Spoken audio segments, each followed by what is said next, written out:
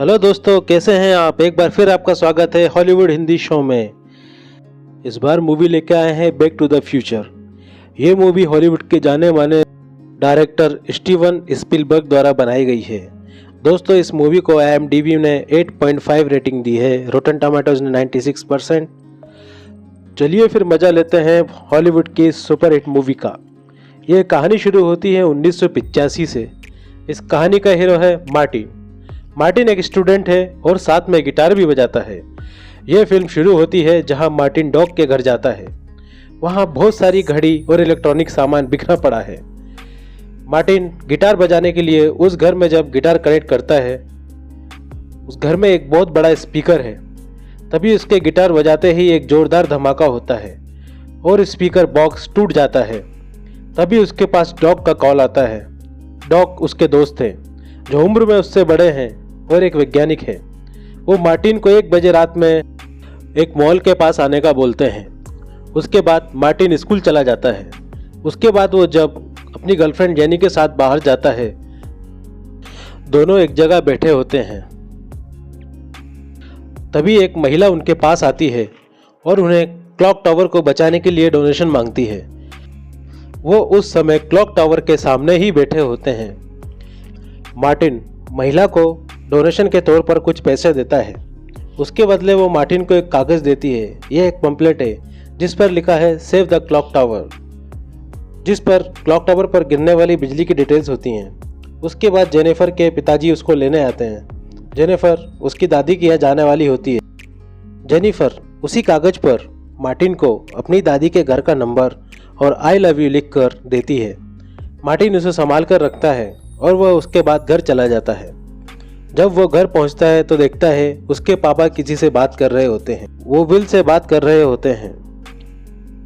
Will Martin के dad को हमेशा नीचे दिखाना चाहता है और उनका सुपरवाइजर भी रहता है। मार्टिन के घर पर उसकी माँ है जो थोड़ी मोटी है, एक भाई है जो कुछ नहीं करता, एक बहन भी है। जब रात में मार्टिन सो रहा होता है तभी उसके पास डॉग का कॉल आता है। डॉग एक साइंटिस्ट है। वो उसे ट्विन टाइम्स मॉल के पास आने को कहता है और साथ में वीडियो कैमरा लाने के लिए बोलता है। मार्टिन उधर जाता है। डॉग उसे अपनी एक गाड़ी दिखाता है जो पूरी मॉडिफाइड है।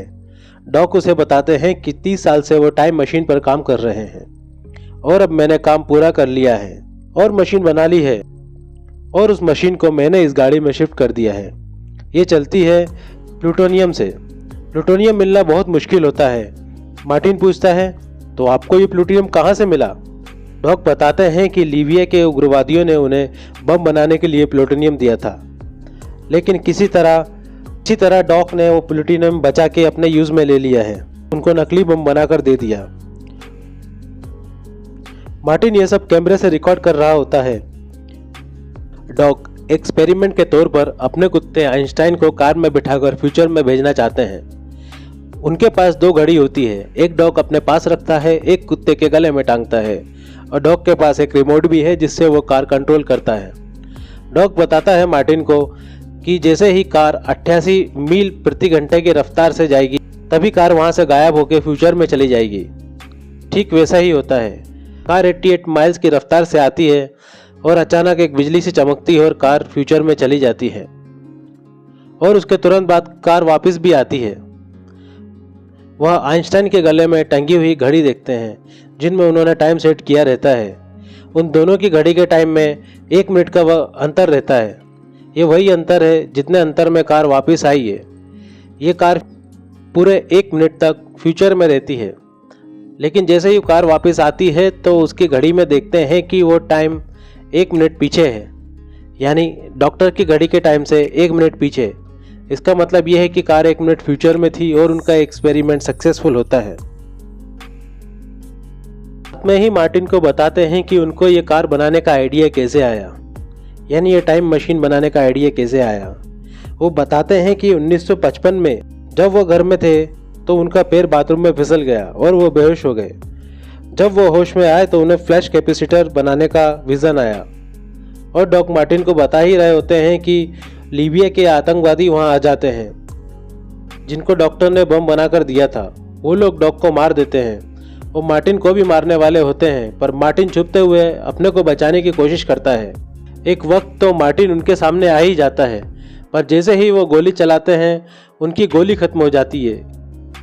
इस दौरान मार्टिन गाड़ी में जाकर बैठ जाता है और गाड़ी स्टार्ट कर लेता है और उसकी गाड़ी जैसे ही 88 माइल्स की रफ्तार पर पहुंचती है तो मार्टिन 1955 में चला जाता है और वापस आना चाहता है, पर नहीं आ पाता क्योंकि अब उसकी गाड़ी में लगा हुआ प्लूटोनियम खत्म हो चुका है और वो 1955 में ही स्टक हो जाता है। क्योंकि डॉक मार्टिन को जब बता रहे होते हैं तब वो टाइम मशीन में 1955 का ही टाइम सेट कर देते हैं। मार्टिन अब अपनी कार को छुपा कर रख देता है। वह एक रेस्टोरेंट पर जाता है जहां उसको उसके डैड दिखाई देते हैं और उधर विल आ जाता है। विल फिर से उसके डैड जॉर्ज को परेशान करता है। जॉर्ज वहां से निकल जाता है। मार्टिन उसके पीछे उसको देखने को निकलता है तो वो देखता है कि जॉर्ज किसी पेड़ पर चढ़कर किसी के घर पर ताक झांक कर रहे होते हैं और वो पेड़ से रोड पर गिर जाते हैं और उधर से ही एक गाड़ी आ रही होती है। मार्टिन अपने पिता को बचाने के लिए खुद पिता को हटाकर सामने आ जाता है और बेहोश हो जाता है। जिसकी गाड़ी से वो टकराता है वो और कोई नहीं, उसका नाना रहता है और वो मार्टिन को अपने घर ले जाते हैं। और मार्टिन को जैसे ही होश आता है उसको लगता है कि उसने कोई सपना देखा हो। उसके सामने उसकी माँ होती है। यह 1955 है और वह लॉरेन है जिसका बेटा मार्टिन है। लॉरेन अभी बहुत यंग है, उसको पता ही नहीं होता कि मार्टिन उसका बेटा है, लेकिन वह उस पर अट्रैक्ट होती है। मार्टिन को खाने का पूछते हैं पर वो बिना खाना खाए चला जाता है और डॉग के घर को तलाशने लगता है और फाइनली उसके घर पहुंच भी जाता है। वो डॉग को बताने की कोशिश करता है कि वो फ्यूचर से आया है, पर डॉग नहीं मानता। पर बहुत देर के बाद डॉग को वो कहानी बताता है जो डॉग ने मार्टिन को बताई थी। वो बताता है कि कैसे डॉग ने उसको एक बार बताया था कि जब वो बाथरूम में था तो एक बार फिसला और उसके दिमाग में फ्लश कैपेसिटर बनाने का विजन आया। डॉग ने भी वही कैपेसिटर एक कागज में डिजाइन किया होता है और वो कार में बने हुए टाइम मशीन में उसको नजर आ जाता है। डॉग उसे चलता हुआ देखकर या सक्सेसफुल देखकर बहुत खुश होते हैं। मार्टिन डॉग को अपने उसी कैमरे से उस दिन की रिकॉर्डिंग दिखाता है और उसे नजर आता है कि ये मशीन 1.21 गीगावाट पावर जनरेट करने पर ही काम करती है। अब डॉग सोच में पड़ जाते हैं कि ये अब कैसे काम करेंगे। मार्टिन उन्हें प्लूटोनियम के बारे में बताता है तो डॉग बोलते हैं कि ये 1955 है, ये 1985 नहीं कि किसी भी जगह पर प्लूटोनियम मिल जाएगा।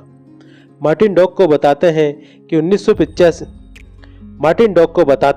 1985 में उसकी ज़िंदगी है और एक गर्लफ्रेंड भी है। वो डॉग को कागज़ दिखाते हुए बोलता है कि देखो उसने मेरे लिए क्या लिखा था। डॉग उसे बोलते हैं कि 1.2 गीगावाट पावर तो बिजली कड़कने पर ही होती है, पर कोई नहीं जानता कि बिजली कब और कहाँ गिरती है। मार्टिन उन्हें कागज़ देकर बताता है कि उसे पता है कि बिजली कब गिरेगी, क्योंकि जिस महिला ने उसको वो क्लॉक टावर के सामने पंपलेट दिया रहता है उस पर लिखा रहता है कि क्लॉक टावर पर बिजली 10:04 पर गिरती है। अगर किसी तरह वो बिजली फ्लश कैपेसिटर तक पहुंचा दी जाए तो उसका काम बन जाएगा और मार्टिन 1985 में फिर से जा सकता है। मार्टिन खुश होकर बोलता है कि मैं भी एक हफ्ता 1955 में बिता लूँगा। डॉग मना करते हैं कि ऐसा करने पर फ्यूचर में बुरा असर पड़ सकता है और पूछते हैं मेरे अलावा तुम यहाँ किसी और से तो नहीं मिले। मार्टिन बताता है कि उसके डैड और मॉम से मिला था। डॉग बताते हैं कि तुम जिस कार से टकराए उससे तुम्हारे पिताजी टकराने वाले थे और ये तुम्हारी मम्मी और पापा की प्यार कहानी की शुरुआत थी, लेकिन तुम बीच में आ गए और वो नहीं मिल पाए। अगर वो नहीं मिले तो तुम फ्यूचर में कैसे रहोगे, क्योंकि उनकी शादी भी नहीं होगी और ना ही बच्चे होंगे। डॉग बोलते हैं कि अब तुम्हें तुम्हारे मम्मी और पापा को मिलवाना पड़ेगा। अब दूसरे दिन डॉग और मार्टिन दोनों जॉर्ज के स्कूल जाते हैं। जॉर्ज मार्टिन का फादर है।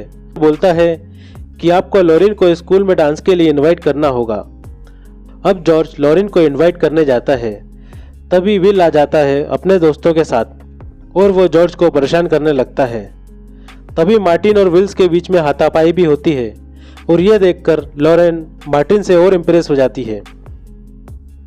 वो मार्टिन का पीछा करते हुए डॉग के घर पहुंच जाती है और मार्टिन को डांस के लिए इनवाइट करती है और मार्टिन भी मान जाता है। मार्टिन एक प्लान बनाता है और अपने पिता जॉर्ज से ये कहता है कि स्कूल वाले दिन तुम मुझे पार्किंग में मिलना, उस वक्त लॉरेन के साथ रहूँगा, उससे बदतमीजी करूँगा और तुम उधर हीरो बनकर आना, मुझे मारना और वो इम्प्रेस हो जाएगी। अब दूसरे दिन लॉरेन और मार्टिन गाड़ी में वैसे ही बैठे रहते हैं। स्कूल की ही पार्किंग में मार्टिन उसे कुछ बोलने की कोशिश करता है, तभी लॉरेन उससे करीब आने की कोशिश करती है और उसे किस कर लेती है। किस करते से ही मार्टिन से बोलती है कि मुझे कुछ अजीब सा लगा, मुझे ऐसा नहीं लगा कि जैसे तुम मेरे बॉयफ्रेंड हो या जिसे मैं पसंद करती हूँ, मुझे कुछ ऐसा लग रहा है कि तुम मेरे भाई हो। मार्टिन बोलता है मुझे भी कुछ ऐसा ही लग रहा है। तभी कार पर कोई नॉक करता है, आवाज़ आती है। मार्टिन डोर खोलता है, देखता है बाहर विल है और उसके दोस्त साथ में खड़े होते हैं। विल मार्टिन को एक पंच मारता है और विल के दोस्त मार्टिन को उठाकर दूर खड़ी एक गाड़ी की डिग्गी में डाल देते हैं और बंद कर देते हैं। लॉरेन उधर अकेली होती है। विल उसका फ़ायदा उठाना चाहता है और उससे ज़बरदस्ती करने लगता है। तभी उधर जॉर्ज आ जाता है और यह सब देखकर जॉर्ज को बहुत ही गुस्सा आता है और वो हिम्मत जुटाकर विल को एक जोरदार सा पंच मारता है। पंच खाकर विल बेहोश हो जाता है और यह सब देखकर लॉरेन जॉर्ज से फुल्ली इम्प्रेस हो जाती है और उधर मार्टिन को बैंड वाले गाड़ी से निकालते हैं। उसे गाड़ी की डिक्की से निकालते हुए पेन टीम के गिटारिस्ट के हाथ में चोट लग जाती है। अब वो हाथ में चोट लगाने की वजह से गिटार नहीं बजा सकता और गिटार नहीं बजेगा तो डांस कैसे होगा। जॉर्ज लॉरेन के करीब कैसे आएगा और करीब नहीं आएंगे तो मार्टिन फ्यूचर में कैसे आएगा। गिटारिस्ट की जगह मार्टिन गिटार बजाता है और लॉरेन और जॉर्ज एक दूसरे को किस करते हैं और यहाँ एक तूफान आता है। ये वही टाइम है जहाँ मार्टिन को क्लॉक टावर के पास जाना है, यानी 10:04। इधर डॉग पावर जनरेट करने के लिए सब कुछ सेट करके रखता है। मार्टिन उधर पहुंच जाता है और डॉग के लिए एक लेटर उनके कोट में रख देता है। डॉग लेटर देख लेता है और लेटर फाड़ देता है। मार्टिन से बोलता है कि इससे फ्यूचर में कुछ गलत भी हो सकता है। मार्टिन ये समझाने की बहुत कोशिश करता है कि इससे आपकी ज़िंदगी जुड़ी हुई है और उतने में एक पेड़ टूट जाता है जो डॉग के लगा एक वायर पर आकर गिरता है, जिससे वो वायर निकल जाता है। डॉग अब वायर जोड़ने के लिए ऊपर चढ़ जाते हैं। मार्टिन नीचे से बताने की बहुत कोशिश करता है कि आप फ्यूचर में नहीं रहोगे, पर डॉग नहीं सुन पाते। मार्टिन के लिए उन्होंने सब कुछ सेट करके रखा होता है कि कब कहाँ से निकलना है, जिससे वो सही टाइम पर पहुँच सके। डॉग टूटे हुए वायर को बहुत मुश्किलों से निकालने के बाद जोड़ते हैं, पर दूसरी तरफ से वायर नीचे से फिर टूट जाता है। डॉग अपनी जान की फिक्र ना करते हुए वायर के सहारे नीचे आते हैं और वायर को सही टाइम पर जोड़ देते हैं। मार्टिन भी सही टाइम पर कार ले आता है और बिजली गिरने पर 1.2 गीगाहर्ट्ज़ की पावर जनरेट हो जाती है और मार्टिन फ्यूचर में पहुंच जाता है। यह देख डॉग बहुत ही खुश होते हैं। मार्टिन वहां पहुंचकर देखता है कि 1:24 टाइम हुआ है और वो डॉग को बचा सकता है। तभी वो देखता है कि उन उग्रवादियों की गाड़ी उधर से निकल रही है।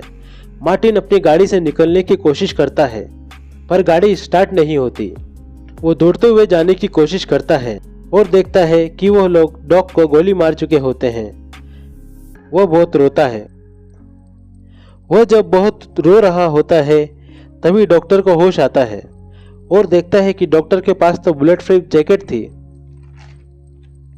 वो डॉक्टर से बोलता है आपको कैसे मालूम चला। भी डॉग वो फाड़ा हुआ लेटर निकाल दिखाता है जो कि टेप से जुड़ा हुआ रहता है और वो बताता है कि मैंने ये लेटर पढ़ लिया था। दोनों बहुत खुश रहते हैं। मार्टिन घर जा जाता है। डॉग अब 30 साल आगे फ्यूचर में चले जाते हैं। मार्टिन घर आकर सो जाता है। जब वो सुबह जागता है तो देखता है उसका भाई ऑफिस जाने लगा है। उसके पापा पहले से ज़्यादा हैंडसम और फिट हैं और मॉम तो बहुत ही खूबसूरत और स्लिम है। और वो बाहर आकर देखता है कि विल उनके यहाँ कार साफ कर रहा होता है। यहाँ सब कुछ बदल चुका है। वो देखता है कि विल जो कि उसके फादर को परेशान करता रहता था, वो आज उसी के फादर की गाड़ी पॉलिश कर रहा है। मार्टिन अपनी गर्लफ्रेंड से बात कर रहा होता है, तभी टाइम मशीन से वो डॉक्टर वहाँ आ जाता है। वो मार्टिन से बोलता है कि अब तुम्हें मेरे साथ चलना होगा और बताता है कि मामला तुम्हारे बच्चों का है, तुम्हें उनका कुछ करना होगा। और जेनिफर और मार्टिन को अपनी टाइम मशीन वाली कार में बिठाकर ले जाता है। अब डॉग ने अपनी गाड़ी भी बिल्कुल मॉडिफाई कर ली है और उसकी टाइम मशीन कार अब दौड़ने वाली नहीं, उड़ने वाली कार बन गई है। और इसी तरह कहानी खत्म होती है। दोस्तों, आपको अगर मेरी मेहनत अच्छी लगी हो तो चैनल को सब्सक्राइब कीजिएगा, वीडियो को लाइक कीजिएगा और शेयर कीजिएगा और कमेंट करके ज़रूर बताइएगा कि आपको ये कहानी कैसी लगी।